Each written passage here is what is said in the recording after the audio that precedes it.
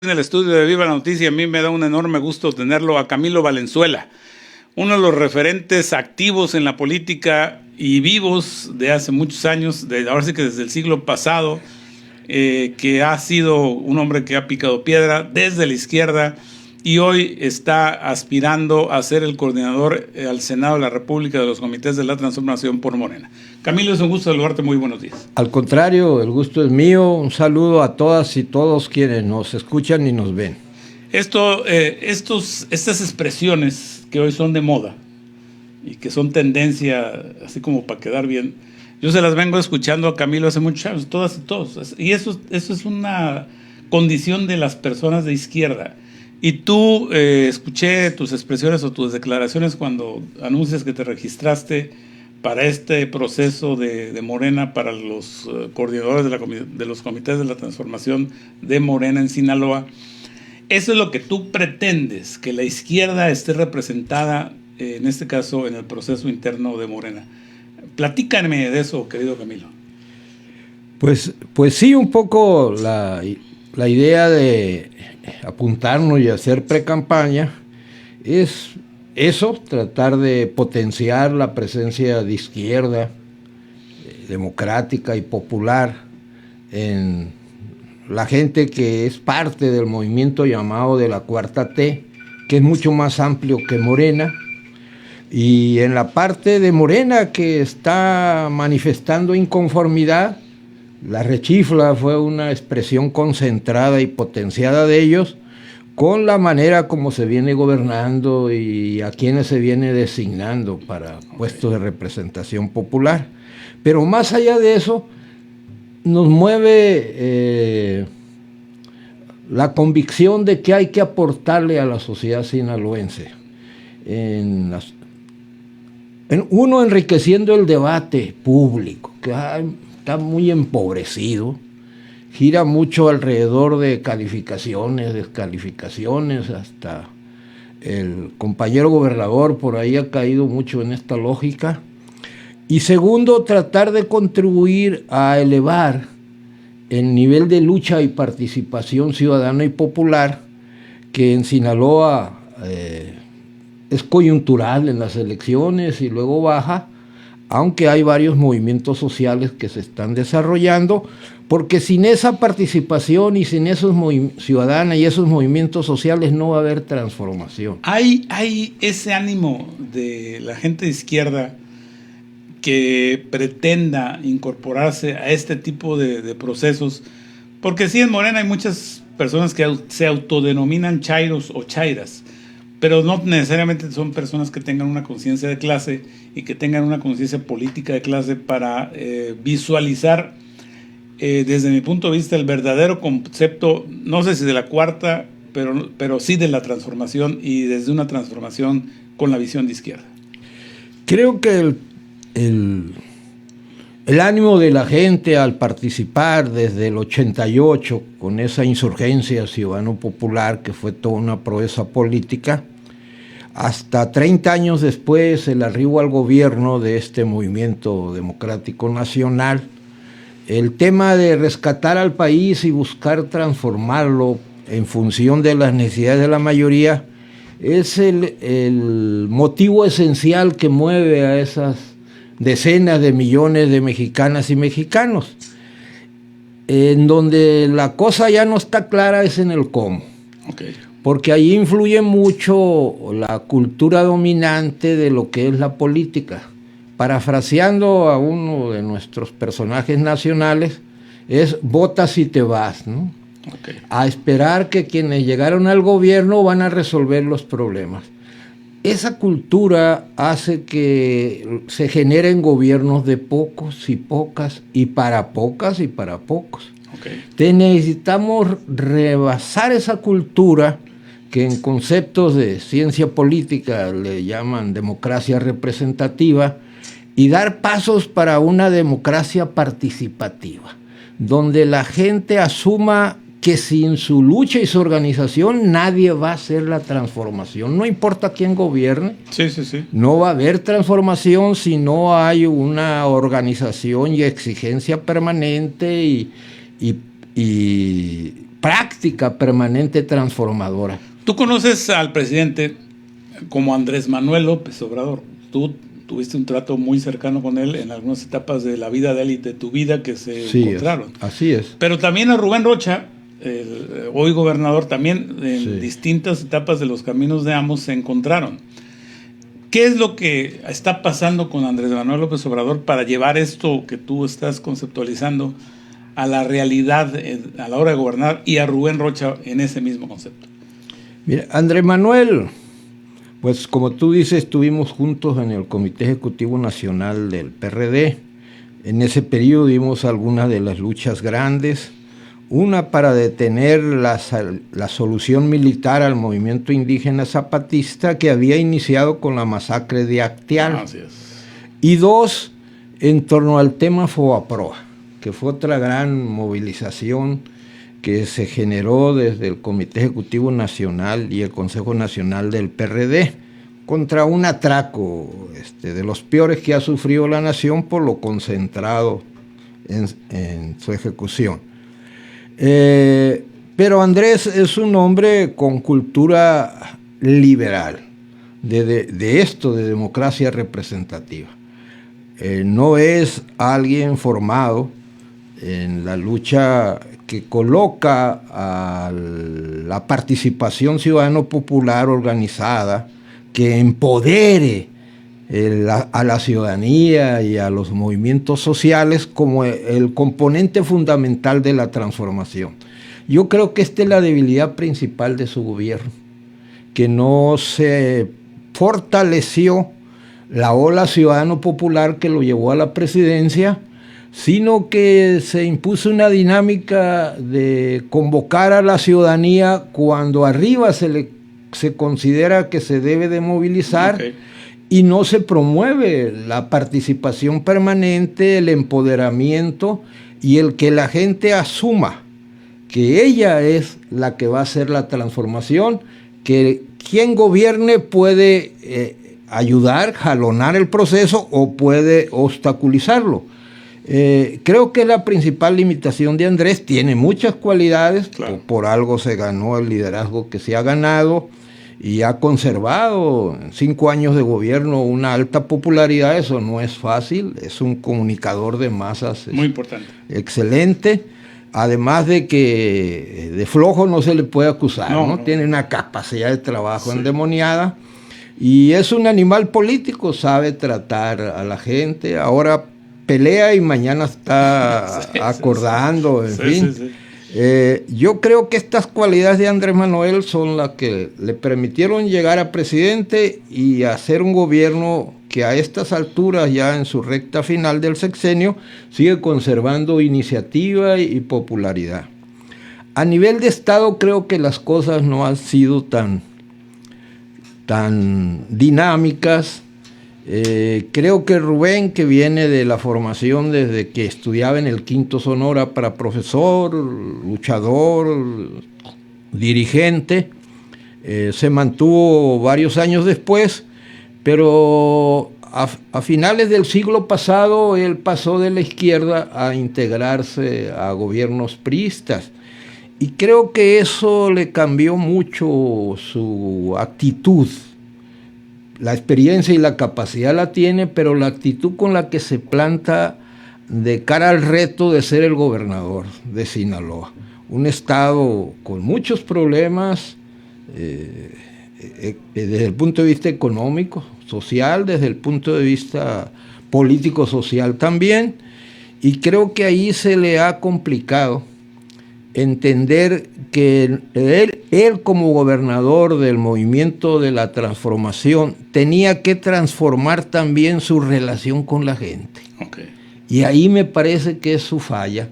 Le cuesta atender a los movimientos que van y le exigen tal o cual, ¿no? Solución a problemas. Le cuesta también alimentar el debate público. Va mucho al choque y a la descalificación, y creo que su reto después de esta tercera parte es transformar esa actitud y ser un factor que contribuya al debate público y contribuya también a elevar la participación de la gente, porque además Sinaloa necesita levantar demandas para tener desarrollo que necesitamos como sociedad frente a la política centralista. Apenas ayer o antier estuviste con un grupo de indígenas haciendo una reivindicación. No es una novedad para Camilo Valenzuela que haga esas cosas, toda tu vida lo has hecho. Pero a lo largo de los años, visualizando los gobiernos anteriores, panistas, priistas, hay reivindicaciones actuales que siguen vigentes y que, lejos de mejorar en una visión de cuarta transformación, o están estancadas o están con rezagos. Hay muchas causas que tú has encabezado desde muchos años, desde que eras un joven, muy, muy joven, y que tuviste esa convicción. Pero tengo la impresión, y tú me lo vas a decir mejor, que esas cosas no evolucionan, Camilo, lamentablemente. Yo creo que como el país desde el 82 para adelante se impuso una política de concentrar la riqueza, empobrecer a la mayoría, especialmente el mundo del trabajo, destruir o debilitar la propiedad social y prácticamente desaparecer la propiedad pública. Esto debilitó la capacidad nacional para aplicar políticas que atendieran el desarrollo nacional, social, y también generó una descomposición social. La violencia, la droga es una de sus manifestaciones, y en ese contexto los problemas que teníamos en aquel entonces, en lugar de superarlos, se ha empeorado. La situación económico-social de Sinaloa llegó a un extremo. Del 18 a la fecha se han metido cambios, sobre todo a nivel de reorientación de parte del presupuesto a cuestiones sociales, pero esa estructura económica donde los grandes consorcios dominan y controlan todo y lo someten a sus intereses, pues se conserva. Quizá el ejemplo más contundente de eso es que los grandes consorcios, la banca en especial, que es el capital menos productivo, está obteniendo ganancias récord en toda la historia. Quiere decir que los ductos por donde corre el valor del trabajo que producemos las mexicanas y mexicanos son los mismos. Por ahí sigue corriendo y terminan donde mismo, las terminales. En ese contexto, por ejemplo, la crisis del precio de los granos no es un problema pasajero. Eso es expresión del agotamiento de un modelo agroalimentario totalmente controlado y sometido por los intereses de los grandes consorcios. Claro. Y llegar a esto implicó destruir un sistema agroalimentario que venía construyéndose, sobre todo desde el gobierno del general Cárdenas, allá del 34 al 40, que incluía precios de garantía. Incluía, si vas a dar precios de garantías, tienes que tener capacidad de almacenaje. Claro. Entonces había almacenes nacionales de depósito. Incluía financiamiento público, no dejar la producción de alimentos en manos del capital bancario privado, porque él va por ganancia. Claro, claro. Y lo demás no entra en su lógica. Se destruyó también la productora nacional de semillas. Ahora Cargill y consorcios transnacionales tienen eso en sus manos. Se destruyó la asesoría técnica y científica, y la investigación científica está prácticamente muy disminuida. Entonces tenemos una crisis del sistema agroalimentario que en Sinaloa es el bastión de la economía sinaloense, junto a la pesca, ganadería, la economía primaria, ¿no? Y creo que este es un tema muy relevante, que un gobierno de la transformación como el que encabeza Rubén Rocha Moya tiene que asumirlo y encabezar la exigencia junto con los productores agrícolas, pequeños, medianos y grandes, para modificar ese sometimiento del rollo agroalimentario a los consorcios, sobre todo extranjeros, pero también algunos nacionales, y que se reconstruyan instrumentos de política pública para que resurja, en este caso, el sistema agroalimentario, pero además con cambios esenciales como el tema de los agroquímicos, que es el que está ya en la bahía de Huira, Topolobampo. Se quiere que, y se nos presenta que si se produce acá fertilizantes se van a abaratar, y pues, en primer lugar no es cierto, ¿no? Los monopolios juegan con sus precios a nivel internacional. Y segundo, ya en el mundo la sociedad, la humanidad requiere cambios en el tipo de alimentos que se produce. La producción de alimentos con agroquímicos es tóxica, por eso se han gestado pandemias como el cáncer, ¿no? Claro. Que además no cesa de crecer, y uno ve pues tragedia de niños, para no hablar ya los mayores, pues los mayores pues ya recorrimos el mayor tramo de la vida. Entonces, además de modificar el sometimiento asfixiante de la cuestión agroalimentaria a los grandes consorcios, predominantemente extranjeros, porque la banca es predominantemente extranjero, lo demás también, semillas, insumos, todo lo demás, se requiere de ir desechando el fertilizante químico y avanzar en el fertilizante orgánico. Hay una alianza ecologista de Sinaloa que ha venido levantando con mucha fuerza la idea de confinamiento para basura, sobre todo en las grandes ciudades, pero ahora ya casi todas las comunidades rurales también tienen problemas de basura. Bastantes. Generan mucha, entonces se requiere una política para lo que se ve como un problema, que no lo es, que puede ser también una fuente de producción de valor, la basura, ligarla al tema de producción masiva de fertilizante orgánico, y empezar a tener una agricultura de avanzada a la altura del siglo XXI, y convertir a Sinaloa en ese giro. Habla por el presidente que o convoca a que los productores de maíz y de frijol de Sinaloa estén generando sus siembras, sus cosechas para la soberanía alimentaria, y tengo la impresión que es un discurso de una narrativa bastante utópica, por lo que tú acabas de decir, Camilo. Sobre todo porque nomás le plantea a los productores ciertamente lo que es una necesidad nacional, tratar de dar pasos en recuperar la soberanía alimentaria, cosa que va de reversa. Se está acrecentando la dependencia alimentaria, aún en cuestiones tan básicas para el alimento nacional, que es el maíz y el frijol. Entonces debería de desprenderse de ese llamado, de esa necesidad que se está agravando por el tema de la sequía, que tampoco va a ser algo pasajero, ya es parte del colapso ecológico ambiental que padece el planeta. Debería estar acompañado de financiamiento público, así es, de precio de garantías, de reconstrucción de un sistema de almacenaje. La desaparición del sistema financiero del gobierno federal es también un factor que se ha dicho mucho, inclusive por la oposición, y que no hay vuelta atrás, porque en este presupuesto para el 2024 no se aprobó una sola posibilidad que regrese un sistema de crédito para el sector agropecuario del país. Sí, creo que una de las grandes debilidades del gobierno de Andrés, ya mencionaba una, ¿no?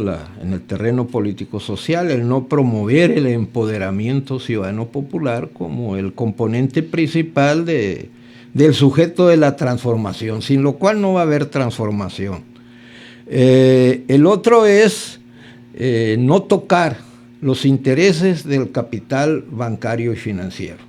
México es un paraíso para el capital transnacional, industrial, etcétera, pero en especial para la banca. Tienen cobro de tasas de interés, precios por los servicios que prestan, hasta 3 veces mayor que sus metrópolis. El diputado Rubén Moreira, que es coordinador del grupo parlamentario del PRI en la Cámara de Diputados Federal, en tribuna de la Cámara de Diputados les proponía a los diputados morenistas desaparecer el recurso que son 51 mil millones de pesos para los temas de lo que es otro nombre ahora, pero era el FOBAPROA. Los conmina a leer, y es paradójico que un diputado priista, que fueron los que hicieron eso, lo esté proponiendo. Sin embargo, los morenistas no se movieron un paso. Y te pregunto esto, mi estimado Camilo, porque tu pretensión de ser senador, ¿hasta dónde es posible que tus ideas, tu trayectoria, tu vida de izquierda se imprima en estos temas que tú estás visualizando que le hace falta a la transformación? Sobre el tema de deuda en general, es un tema que genera una sangría gigantesca del valor que produce el trabajo de las mexicanas y mexicanos, y si esa sangría no se suspende, aunque sea unos 2 años, la economía nacional no va a poder tener la inversión pública necesaria para llevar el crecimiento al 5 o más %, y si la economía nacional no llega a ese crecimiento, no va a absorber los 30 y tantos millones de mexicanas y mexicanos que viven en la economía informal. Se requiere un crecimiento de 5 o más para empezar a absorber esa enorme masa de mexicanas y mexicanos que viven su vida sin saber qué van a comer hoy ni mañana. O sea, ahí se consume su vida y su salud. Hace 3 años conformamos la promotora por la suspensión del pago de la deuda. Hemos venido analizando el tema profundamente, también en la historia de México. Por lo común, la historiografía oficial ha dejado de lado temas como este. Claro.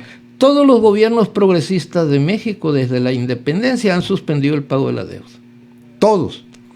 Hay un dato todavía más curioso. De 1914 al 40 del siglo pasado no se pagó servicio de la deuda. Incluso Lázaro Cárdenas lo redujo a la 1/3 parte en una negociación. Entonces, este tema de la relación de la sociedad mexicana con el capital bancario financiero es un tema vital. Y el tema del FOBAPROA, Andrés encabezó, era presidente del partido, encabezó la campaña, y bueno, ahora ha buscado como parte de su estrategia no chocar con este segmento del gran capital, que además es el que domina en relación al capital industrial, claro, y comercial y todo. Y yo creo que es una de las grandes limitaciones, y que el nuevo gobierno que venga, si no encara eso, no va a funcionar. Cuando planteamos suspender el servicio de la deuda, también el del FOBAPROA, hubo una iniciativa de ley de parte de una legisladora del PT, que apoyamos y promovimos, y tampoco pasó a discusión. Entonces, este es un tema clave. Mira, la deuda no cesa de crecer, y el servicio de la deuda también. Lo que se paga por intereses y un poquito de administración. Para el año que viene está programado más de 1.200.000 millones, es decir, más de 2 millones de millones, 200.000 millones. Este año se está pagando 900 y tantos mil millones, casi 1 billón, y todos los años crece. Se dice, si suspendemos el servicio se nos van a echar encima. Bueno, la historia demuestra lo contrario. Okay. La historia de México, para no hablar de otros casos, ¿no? Entonces es un tema central. El nuevo gobierno tiene que plantearse cómo va a desasfixiar a la economía, detener esa sangría gigantesca del capital bancario financiero, que es el más parasitario porque no produce nada. Es dinero que gana más dinero sin pasar por la producción. Entonces, yo creo que ha sido una de las limitantes de Andrés. Lo asumió desde desde que antes que asumiera, había ganado, asumió que la macroeconomía se iba a mantener, cuidar. Bueno, este es un componente de la macroeconomía. Sí, sí, o liberas valor que se va en este caso al capital bancario financiero para invertirlo, o la economía nacional va a seguir con niveles de crecimiento muy bajos. Es meritorio que crezca 3.5, pero es absolutamente insuficiente para lo que necesita la sociedad mexicana. Camilo, es un gusto platicar contigo, ver tu visión. Y bueno, pues estamos atentos de lo que viene, que será en los próximos días. No estoy de seguro qué día será, que es la encuesta donde ustedes serán valorados para definir pues quién estará coordinando a los comités de la transformación en Sinaloa. Fíjate que antes de eso va a haber un recorte. Okay. Habemos 6 anotados a las senadurías, solo que 3 compañeros casi no han activado su presencia pública. Okay. Los otros 3, por diversos motivos, estamos en presencia pública. Uno porque es el secretario de gobierno y la propuesta viene de arriba.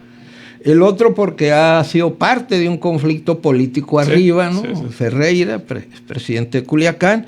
Y yo por la trayectoria que tengo y porque irrumpimos con ideas claras y la continuidad de la activación de una presencia mía en Sinaloa, que tiene unos 3 años, y con ideas muy claras. Claro. Vamos al debate público y vamos a asumir que Sinaloa necesita representantes populares que no solo acaten directrices del gobierno y de la fuerza a la que pertenecen, sino que representen los intereses de la sociedad sinaloense. Okay.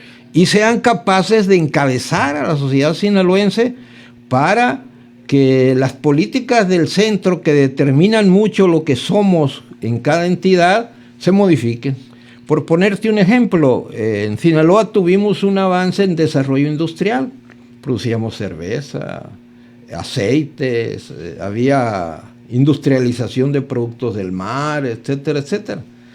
Con la política de precios de la energía eléctrica, desde el centro, se hace que esta industria se vaya de Sinaloa, especialmente a Sonora. Mucho se le encuentra ahí en Navojoa, ya está la cervecería, desde tiempos de la Bastilla se perdió. Porque el precio de la energía eléctrica en Sinaloa se puso más cara que en Sonora. Pues debo decirte que algunos compañeros, sobre todo una compañera tuya en el PRD, hoy senadora, pues claudicó esa lucha, porque dependía de la reforma eléctrica, pero es un asunto que está ahí y que lacera mucho la economía de Sinaloa. Se necesita que los representantes populares sean representantes populares, representen el interés popular y nacional.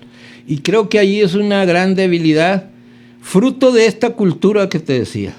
No es el rol de colocar el empoderamiento ciudadano popular como el componente principal del sujeto de la transformación, sino moverse en la idea de que desde las posiciones de gobierno, legislativas, se va a hacer la transformación. Y eso lleva a una dinámica donde los representantes populares están atendiendo las instrucciones que vienen del gobierno. Y eso no puede seguir, por el bien incluso de la propia causa de la transformación. Camilo, pues muy interesante. Seguimos platicando, nos ponemos de acuerdo para otra entrevista y te agradezco mucho que hayas dado esta. Pues somos materia dispuesta, vamos a seguir intensificando nuestra precampaña y esperando que en las decisiones que, a diferencia de los que dicen que Rocha va a ser el que va a decidir, la última palabra está ya en el centro. Este país es centralista y presidencialista, y esperemos que de allá se tome en cuenta que Sinaloa necesita otro tipo de representante popular, y además necesita respetar, atender la inconformidad masiva que existe en el morenismo más activo y que se expresó en la rechifla. Sin lugar a dudas. Te agradezco mucho, Camilo, que tengas un buen día. Al contrario, te agradezco la invitación y ya sabes, somos materia dispuesta. Con mucho gusto. Es Camilo Valenzuela, que es uno de los aspirantes a coordinar los comités de la transformación en Sinaloa para el Senado de la República. Vamos a una